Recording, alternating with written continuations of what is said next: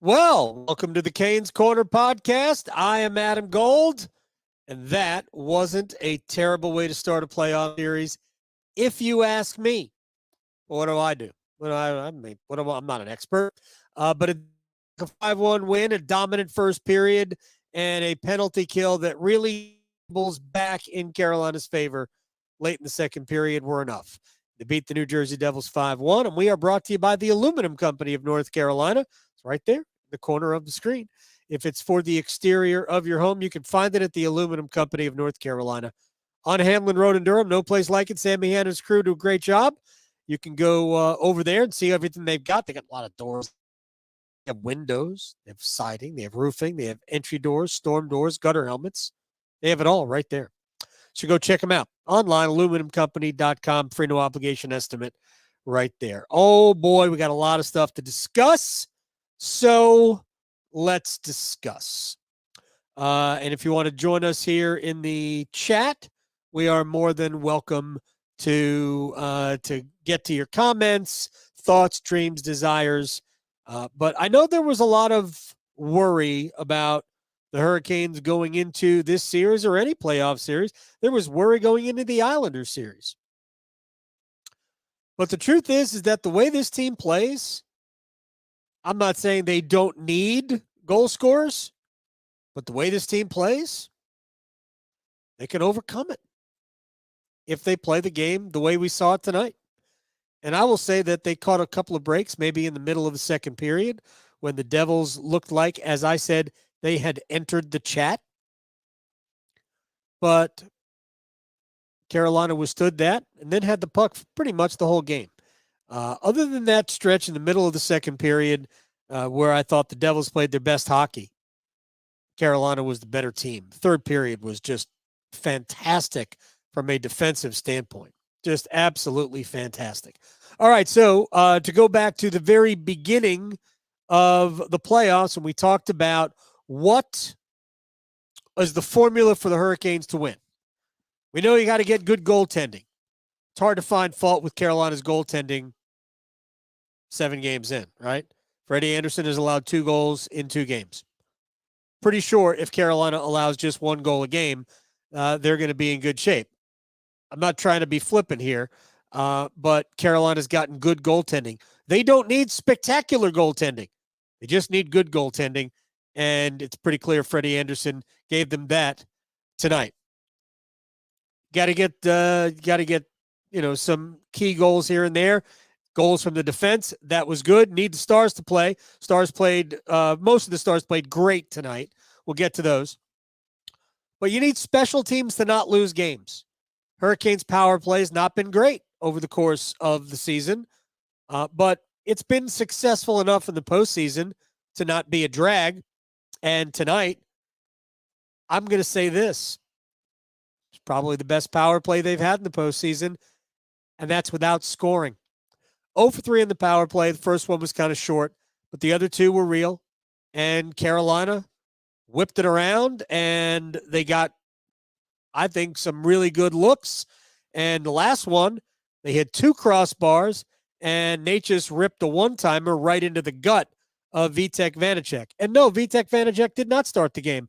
It was Akira Schmid who started the game, and Schmid was mid. But he wasn't bad. It wasn't really his fault. His team wasn't very good, and when his team wasn't very good, that's just the way it is. So we'll just wave hi to everybody. But special teams, they didn't score a goal, didn't give up a penalty, didn't give up a power play goal. But I'm going to declare Carolina's special teams a winner tonight. Because, as I said earlier, it wasn't just that, again, power play was good. Power play, to me, was good enough to score. You gain momentum from the power play. We're not doing anything here, right? But I thought you took momentum back with the penalty kill in the second period. I really think that was a turning point in the game for me. That, because I thought at that point, the Devils were pushing. They had already scored the goal to make it 3-1.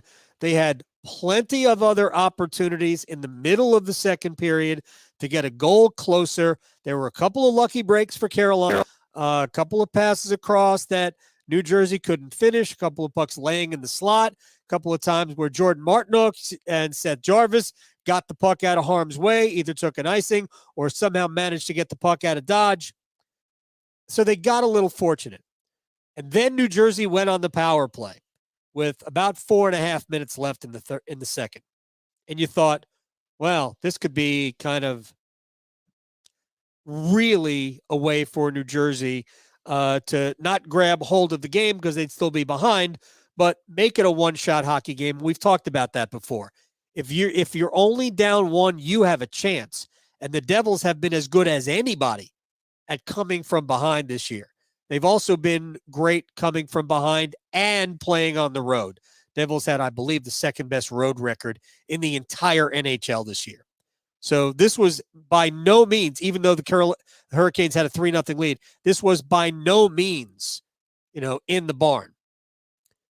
But that penalty kill was so good that I thought Carolina resumed control of the game at that point. And then Carolina came out and played, just a beautiful third period. You don't want to sit back. You still want to be aggressive. Carolina's game is getting the puck behind the other goal. And I thought Carolina played really well in the third period in that way. By the way, the Hurricanes on the penalty kill in the postseason right now, 20-21. Now, it ain't like they've played the Edmonton Oilers power play. The Islanders don't have a good power play, but they allowed only one goal on 18 tries. So they were 17 of 18 in that series. And they were 0 for 2 or 0 for, I think, I could be wrong. It might be 19 for 20. Either way, it's good. So, the Canes penalty kill, as I stutter, in the last 42 games of the regular season was operating at about 92%, 93, almost 93%, I think. And I mean, that's just spectacular. And they've carried that into the postseason. Now, you're going to come up. The Devils they don't have an amazing power play, but you see the talent that they've got. No Timo Meier, by the way, tonight. He did not take the warm-up. They said he was going to be a game-time decision, but apparently that decision was made well before game time because he didn't show up at the rink until nearly game time. So I don't know what his status is for game 2 on Friday. You remember the hit he took from Jacob Trouba of the Rangers late in third period in game number 7 there. So hopefully he's okay. I mean, you want Timo Meier to be healthy, right? He's too good a player to not have participating in the series. So I'm not rooting for anything other than him returning to health. And then the Hurricanes will have to deal with Timo Meier, but frankly, they can deal with Timo Meier. They dealt with the Devils are loaded anyway, and they dealt with them today. But I don't know what I was talking about, but Timo Meier did not play in today's game. But the Hurricanes penalty kill was you're going to come up against better penalty kills at better power plays at some point.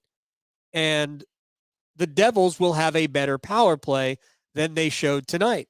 So you're going to rely on Anderson or Ranta to kill those off. But boy, that has been the real problem. And I know this is broken record time, but it isn't Carolina's power play that has been the problem in their exits the last 4 years. It has been the penalty kill. Not that Carolina doesn't have a good kill. It's just that you run up against elite power plays and they get on top of you and they get confidence and now you can't stop them. It's the boulder rolling down the hill. The Rangers power play last year, the Lightning the year before, the Bruins 2 years in a row, right? One in the bubble. The year before that was the trip to the Eastern Conference Finals. And this is what the math tells us. In the series where Carolina has been eliminated, this is before this year, series where Carolina's been eliminated, they were outscored by 19 on the power play. Yeah, by 19 in four series that get you beat. What is 19 divided by 4? It's almost 5. So you're -5, just about -5 on the power play in 4 series. And in the series that Carolina won like they actually were minus in those series too, but they were -4 in the 5 series that they won. So you don't have to win special teams. You just can't lose them. And the Hurricanes had been losing them. Well, what they did to the Islanders, they outscored the Islanders 5-1 on the power play. That's a decisive win. And tonight, even though it was 0-0, I declared it a win tonight because I thought Carolina's penalty kill brought the game back on their terms. And that was really cool. All right, a couple of other things. We'll fold in some comments. I don't know how Seth Jarvis was not one of the 3 stars in the building tonight, but there wasn't a better player in tonight's game than number 24 in red. I thought this was the best game I've ever seen Seth play. He had 1 goal. It was a great play. But, man, did Jarvis do things defensively tonight that, not that we haven't seen from him, but he did a lot of them, and he was consistently outstanding for 60 minutes. Best game I've ever seen him play. I thought Sebastian Aho was right there. Number 20 did everything but score a goal tonight. Everything but score a goal. He was that good in this game. Absolutely dynamite. Their line, Jarvis, Aho, Nason, excellent. Lines are different, and we're going to talk about that in a second. Jordan Staal centered Martin Necas and Jack Drury. We saw some good signs from Necas today, but he was better. Oh, we'll just say that. And at some point, they're going to need him to kind of get back to being what he was the first 60 games of the season. Said this in the pregame show. Not only does Necas have only 1 game now in 7 playoff games, he only had 1 goal in his last 14 games during the regular season. It might have been the goal against Philadelphia. Was it the goal against Philly with like nothing left in the on the clock to force overtime? No, because he won the game in overtime. So it wasn't that one. Look, as long as Necas isn't being a drag, isn't going the other way, isn't giving the puck away, making bad decisions, you can deal with everything else. So, and for the most part, I saw 1 play tonight from Necas that I think he made a bad decision on, but there was a lot more good than bad. So we're hopeful that we're going to start seeing the best of Necas. But you're getting the best of Seth Jarvis, you're getting the best of Sebastian Aho, and you're getting the best of a lot of other players, Fost and Martinook and Staal. 2 games in a row now, we've had really good Jesperi Kotkaniemi. I thought he was a very good player tonight. 4th line, for the most part, has been excellent. They were on the ice for the only Devils goal, but I liked their game tonight. Again, Stastny, Stepan, Puljujarvi. I thought, yes, it kind of struggled a little bit tonight, but the other 2 guys on the line, the vets on the line, played very, very well. Defensively, 0 complaints. I thought the only play that bothered me tonight was Brady Shea gave the puck away, and it ultimately gave the puck away in the defensive zone, and it just extended a long shift. And that was the play where Dougie Hamilton took the shot, hit the crossbar, beat Freddie, hit the crossbar, so it stays out. And that would have made, I believe that would have made it a 3-2 hockey game as well. And actually, it was the shift after that where Brady Shea scored the goal to make it 4-1. So big moments there. There just weren't very many mistakes tonight. You're never going to be perfect, ever, in a hockey game. Although that game against Tampa here was about as close as you're going to get. But the Hurricanes minimized the mistakes, and between Stahl's line and Kokaniemi's line, and the defensive pairing of Shea and Pesce. They really did bottle up Jack Hughes, Erik Haula, and Andre Palat. That is New Jersey's best line. And for the most part, it was Stahl's line with Necas and Drury, but also the second period, Kokaniemi with Fost and Martinook took care of that. And real quick, this is my aside here. We've seen, and this happened in the middle of the second period on Long Island, where Rod essentially reunited the Stahl line, but without Stahl. So he has Martinook and Fost on the same line, but Kokaniemi in the middle. He has tonight, he had Stahl with Necas and Drury. That was a different look in New York, but that's basically those two lines. And what that gives you is that you can put Stahl against anybody. Necas is a good defender when he's dialed in. Jack Drury is a really good two-way player. So what Carolina ended up having was two lines who could score and who could defend. And I think we might be seeing a little bit of the future with Kokaniemi in that role anyway. But that line, so Stahl's line had the Hughes line in the first period, Kokaniemi in the second period. Stahl took over again in the third. That's how you limit. And you're giving him a different look, but you're also taking some pressure off Jordan Stahl and Necas and Drury for one of the three periods. So I think a smart move, and it certainly worked out in Carolina's favor. Of course, Jack Hughes, an elite player, can make anybody look silly. And I know he's not popular here, but I thought Erik Haula played a pretty good game, made some good plays, but his team didn't sustain much for 60 minutes, and he wasn't great over 60 minutes, but I thought that there were some really good moments from Haula to Hughes, but just none that found the back of the net. All right, real quick, I want to go through the goals. Then we're going to get to the comments, and we'll dive out of here in just a little bit. The Brett Pesce goal, what do you say? Comes right off the face-off. Stahl wins it cleanly back to Pesce. I didn't see a lane. Pesce says he saw a lane. Okay, good for Brett. He's got X-ray vision and a good shot. And look, Pesce was very nonchalant about it in the postgame, and I get it. He said sometimes you just get lucky.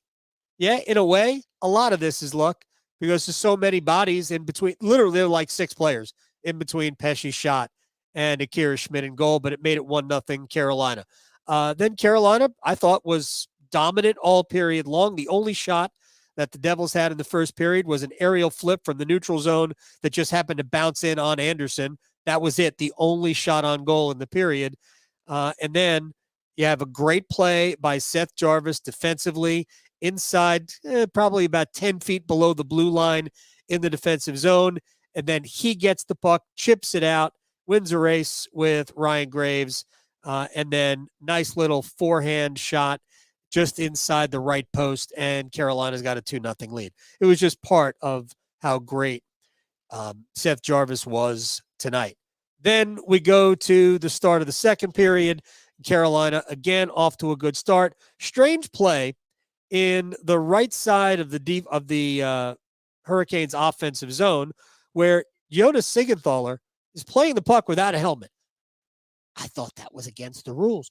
But I do know that the referees have some leeway to allow plays to continue. Again, that seems like a play you would probably blow dead. Glad they didn't, because Carolina eventually won the puck. And then once the puck is out and being played, Siegenthaler has to leave the ice. So you can see he's sort of skating around and he's kind of watching the play rather than just bust it to the bench. Don't know if it mattered. Maybe it did. All I know is Jordan Martinook passed it across to Jesperi Kotkaniemi, who stuffed it in 3-0 Carolina. Hurricanes would allow the next goal to make it 3-1. Puck just didn't get deep enough. It was Stepan who didn't get the puck deep enough, and it comes out. And I think Jesse Puljujarvi kind of lost Nathan Bastian there, and Bastian came in and just kind of flipped it over Anderson for 3-1. And from that point, I thought the Devils really had a ton of momentum, but they didn't get another goal. Then came the penalty kill, and I think Carolina kind of just got their legs back with the good PK. The other goals, Brady Shea. I mean, this was great work, heavy work by the Yahoo line First of all, it was good defensive work by Aho and Jarvis and Nason in the defensive zone. Then they get the puck up into the O zone, and it was Jarvis and Aho and Nason making sure the play stayed alive. Aho fed Shea for the goal, wrist shot, glove side high. Go figure.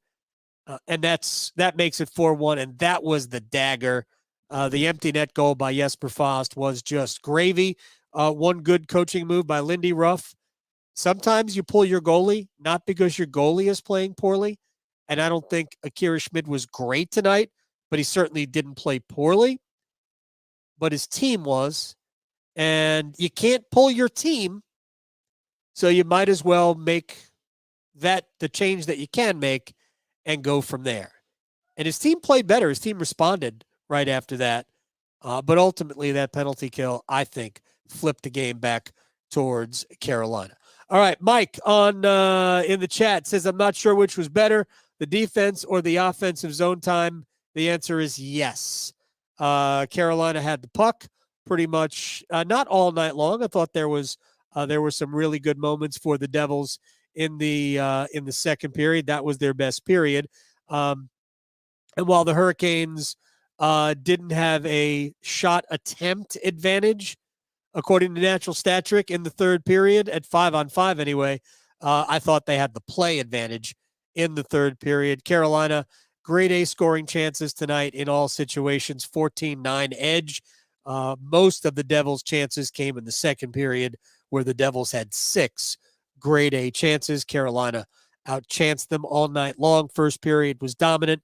Third period, again, I thought Carolina was the better team, but the shot numbers don't necessarily reflect that. Carolina still won that game. Carolina's power plays did a lot of good work, and the penalty kill provided some offensive chances as well. And you can't have too many of those. All right, let's see what else. Does New Jersey go back to Schmid on Friday? I would. I mean, I don't think Schmid was the problem, but I would go back to Schmid on Friday. He was too good in the Rangers series, in my opinion, to not give the benefit of the doubt to.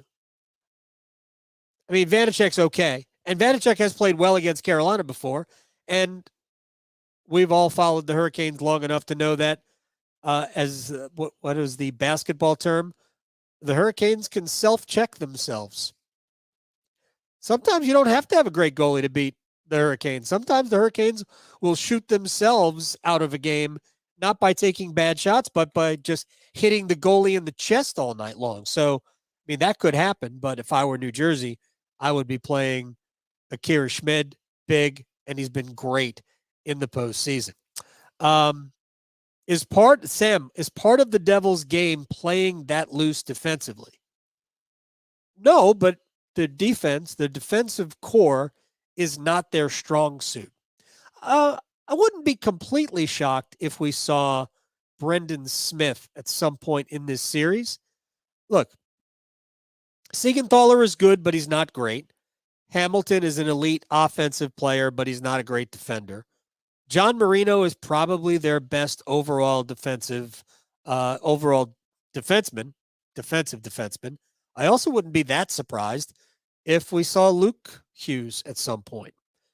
He's played a couple of games this year. Why not? He scored in overtime in the game winner. He gives them a dynamic puck handler. So we'll see what happens. But look, I think the Devils, the Devils, it's not their overall strength on defense. That is not how they make their bones.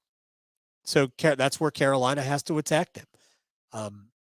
I don't think they're a bad defensive team, but they are a try to have the puck so you don't have it type of defensive team. And I don't think they can rely on their defense the way the Hurricanes can rely on their defense. Let's see what else we've got.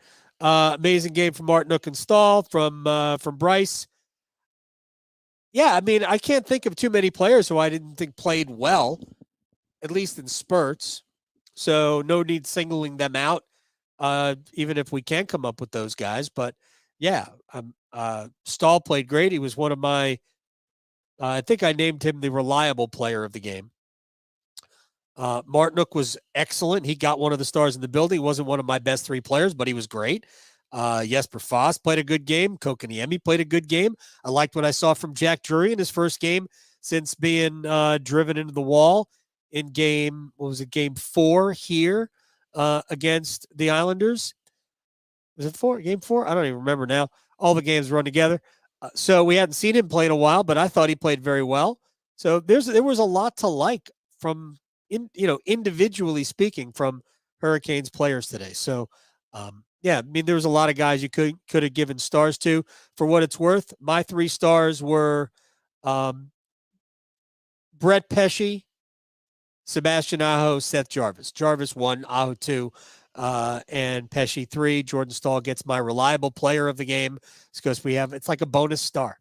And there were opportunities for a lot of people. All right, from Paul, it's just me, or does this team get really fueled by a good penalty kill? I'll just stop it right there. I think all teams do. I don't think that's unique to the Hurricanes, but when your penalty kill is good, you do get juice from it. And I thought, again, said it 17 times already. The penalty kill late in the second period, I think, flipped the game back to Carolina's favor because the Devils were starting not to assume control, but the Devils were starting to impose their will. They were skating very well at that point. They were creating opportunities, and it did seem like it was an inevitability that the Devils would get the next goal, and if they got the next goal, make it 3-2, and then we're biting fingernails. For Michael, Natchez looked good tonight. I think he finds his game in this series and makes a big difference. I'll deal with the second part of that. I thought there were good moments from Martin Necas tonight, and we'll just leave it there. But this is the type of team that should be conducive to the best of Martin Necas. The Devils are not going to try to knock you into next series. They're not going to try to knock you into vacation. It's not what they do. They're a skating team. Kind of plays into Carolina's hands. I think Carolina can and should be the more physical team in this series. Jackson, do we still go Freddie in game 2? I think Rod will, but I don't think it matters. I think he will do Freddie in game 2. And maybe he throws Ronta back out there in game 3. I don't know. Remember, here's the way I think Rod will treat game 3, the Sunday game, as the second half of a back-to-back. Just a hunch. So I wouldn't be surprised if Ronta played game 2 here, knowing he could come back with Freddie. But I think he starts Freddie in game 2 and goes to Ronta in game 3, unless we see another 1 or a 0 up there from Anderson. Just my feeling on that. Let's see what else we've got. Did Dougie Hamilton play tonight? Dougie did not have a great game. I don't think he had a bad game, but Dougie was not particularly noticeable. He did have one shot go off the crossbar, but Dougie got a couple of shots blocked. Carolina did a good job of really limiting the really dangerous players, and the Devils have a ton of them. But I think the Hurricanes did a good job of limiting Hamilton, of kind of keeping wraps around Jack Hughes. Wasn't a great Nico Hischier game. Hischier has been good against Carolina this year. I think Carolina was just really good. And it doesn't have to be you don't have to swallow teams whole, but I thought Carolina was just really, really good. Mike Aho was good, had problems staying on his skates. He did fall, but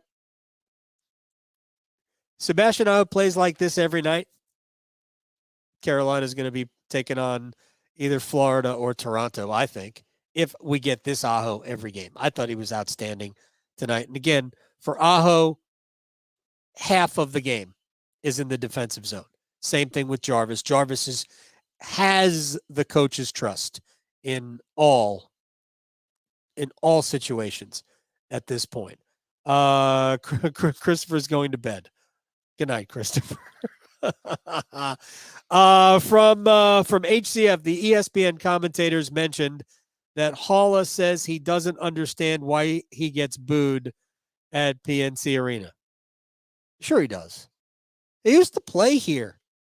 And he's an agitating type of player. I have no problem with Erik Haula. I liked him when he was here. It doesn't have to be a big deal.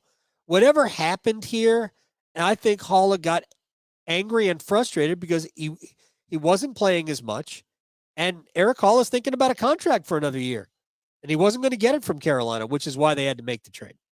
So I don't think it's a big deal. And to me, Erik Haula should look at it as a sign of respect that Hurricanes fans are booing him, because that means he's an effective player, because I think he is an effective player. Let's see. Michael, was it just me or did Jarvis look exceptionally fast tonight? No, it wasn't Yusu. He was the best player in the game. Don't understand why the Stars didn't align for him to get one of the 3-1s tonight, but Seth Jarvis was the best player in this hockey game tonight. And I was talking about this with Tripp and Mike after the game in our little radio booth right here, by the way. And neither of us could understand why Jarvis wasn't one of the 3 stars. I mean, none of the 3 stars. But I thought Seth was absolutely awesome tonight. J-Man was on a Devils chat, and they were saying in the regular season the Devils' power play was 0 for 13 against us, and we scored 4 shorties against them. Yes, those are facts. The Devils were 0 for 13 on the power play, and Carolina had 4 short-handed goals. So, yeah. I wouldn't take that much away from that during the regular season, but it's certainly, I don't know, maybe it's in the Devils' head, but I don't think it means anything. I don't think anything that happened in the regular season means, certainly not to a significant degree in the postseason. I think everything is different. Everything is different. To get a couple of more questions in, and then we'll wrap this up. Can you explain why the national media assumes Carolina has slow skaters? I don't know that it does. I think the national media recognizes the Hurricanes as a skating team and a dangerous team. So perception is perception. Let's see. Last 2. Obviously, some of our forwards being out isn't ideal, but it feels like as long as our defense stays healthy, we can win every game. Doesn't matter who's in net. I think the way the forwards play defense is every bit as important as the way the defensive players play defense. Defensemen play defense. So, I thought the best part of Carolina's defense tonight, if it wasn't Shea and Pesce, they were pretty spectacular. Aho and Jarvis were great. Stahl, Natchez, Drury were great. And I don't want to leave out Stefan Noesen there, but Aho and Jarvis did individual things tonight that were outstanding. And I thought Kotkaniemi with Martinook and Fost, also excellent defensively tonight. I don't expect the Devils to play the same way they did tonight. They had an emotional win against the Rangers, and it threw their game off to not be prepared. Maybe? I don't know. Could be. Carolina was awesome. Could be that. Yeah, they did have an emotional game against the again, who they put, the Rangers. I get it. But so